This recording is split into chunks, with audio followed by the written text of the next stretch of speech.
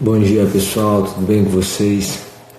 Sejam bem-vindos ao último Ser Persista do ano. A gente começa o nosso Ser Persista esperando só as pessoas entrarem e a gente já começa, né?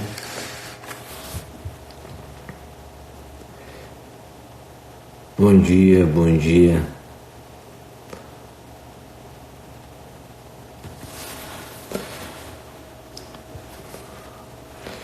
Bom, pessoal, então a gente começa a partir de agora o nosso Ser Persista. A gente vai falar hoje sobre ideias, solidariedade e progresso. Eu acabei de publicar um texto em que eu faço referência a uma análise de um professor de Harvard que me parece absolutamente cabível e inteligente. Ele fala da solidariedade como um caminho para a transformação da vida, mas até por uma questão de inteligência. Essa é a ideia que o professor defende e essa é a ideia que nós vamos defender a partir de agora. Veja só, o que muda o mundo? O que muda o mundo são ideias. Alguém tem alguma ideia e vai atrás de implementar essa sua ideia. E isso traz aquilo que nós podemos pensar para a nossa vida. O que muda a nossa vida? Ideias. O que vai mudar a sua vida são ideias. Nada além disso.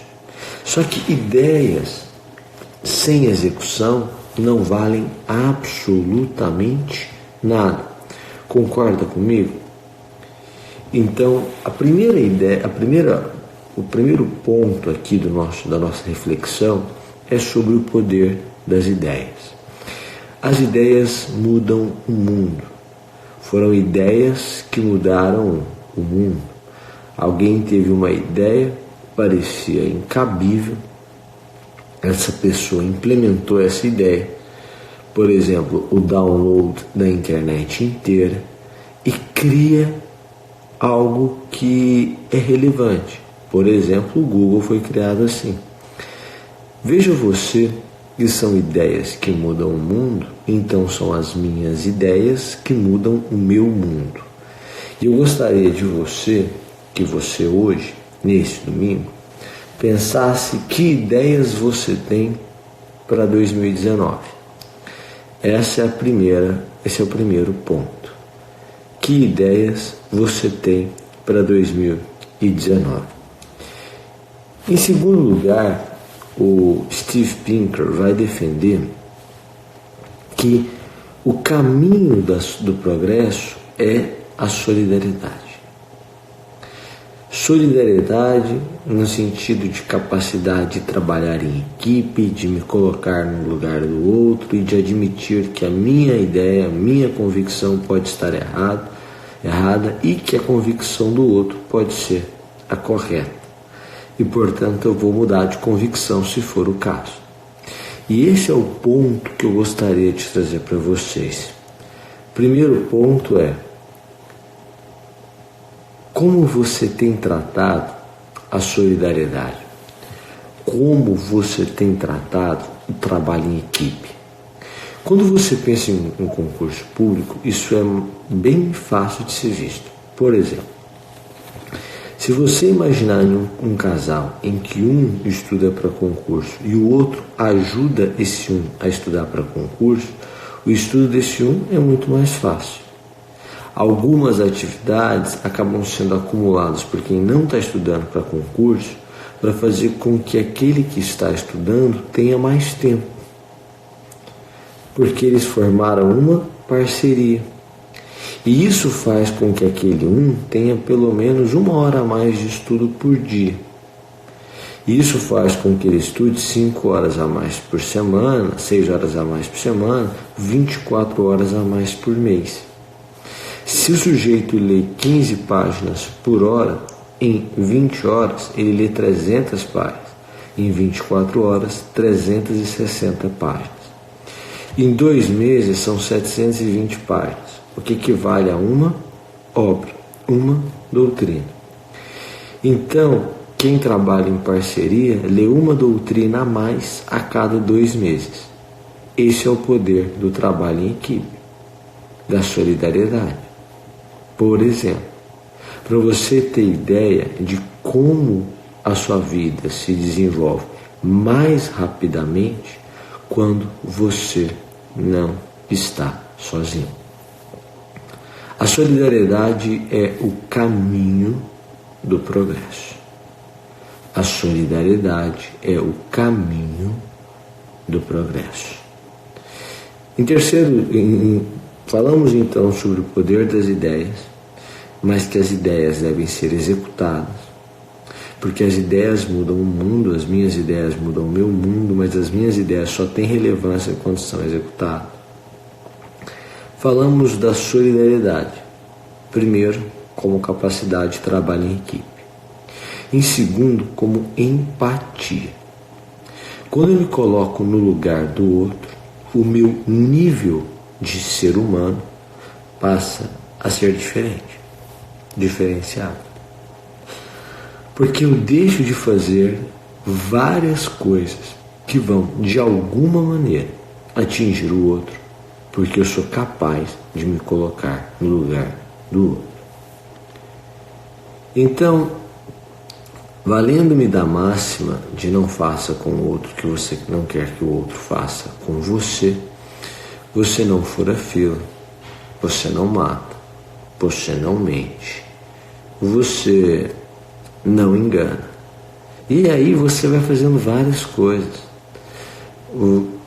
Você começa a ter um comportamento que é muito mais saudável à sua vida e à vida em sociedade. E o terceiro ponto é a ideia da falibilidade das convicções. Às vezes, a sua ideia sobre o que é correto causou diversos prejuízos nesse ano, para você e para as pessoas ao seu redor. Porque às vezes a gente tem planos que não são os melhores. A gente quer progredir, mas às vezes o nosso plano não é o melhor. Só que quando a gente não está aberto à mudança, não está aberto à opinião do outro, não pratica a escutatória de Rubem Alves, o que acontece? A gente começa a se isolar. E por vezes o caminho que nós tomamos é equivocado. Você pode até chegar ao local que deseja, mas com muito mais tempo, de forma muito mais penosa e por vezes sem ninguém. Admitir a opinião do outro também é respeitar a opinião do outro e também é respeitar o outro. E aí veja como é o movimento inverso. Se eu não admito a opinião do outro, se eu não respeito a opinião do outro, se eu não considero a opinião do outro, o outro não vê sentido em continuar na minha vida. Esse outro sai, agora eu estou sozinho. Eu estou sozinho, então eu passo a pensar mais em mim mesmo, menos no outro, e os meus comportamentos se tornam ainda mais egoístas. E isso afasta ainda mais as pessoas de perto de mim. De forma que eu passo a produzir e desenvolver a minha vida sozinho. E aí, basta lembrar do que ensina Adam Smith. Uma pessoa pode produzir um alfinete durante um dia todo de trabalho. Se ela for muito competente, ela vai produzir 20 alfinetes. Mas em uma pequena fábrica com 10 pessoas, nós somos capazes de produzir 48.000 alfinetes. Pegue a média. Uma pessoa produz 10 alfinetes por dia. e 10 pessoas produzem 48 mil. Quer dizer que a média por pessoa quando está em grupo é de 4,8 mil alfinetes e não de 10. É uma produção 480 vezes maior do que sozinho. Então eu quero deixar para você esses pontos. A gente se aproxima do Natal, a gente comemora o Natal na noite de amanhã, e eu gostaria que você, justamente com esse pensamento solidário que é próprio do cristianismo, pensasse sobre a sua vida e desenvolvesse para 2019 planos que sejam também planos solidários, planos de família, planos de um casal, planos de pais e filhos, planos de amigos, planos em comum. E isso vai te levar muito mais longe. O nome do livro é O Novo Iluminismo. É uma leitura pesada, mas é um livro bastante interessante. Bom, pessoal, então era isso que eu queria deixar para vocês. Eu não devo voltar online, ao vivo, antes do Natal. Então eu quero desejar a vocês um Feliz Natal, que o amor de Cristo possa nos unir. Muito obrigado, um grande abraço e até mais. Um beijo. Tchau, tchau.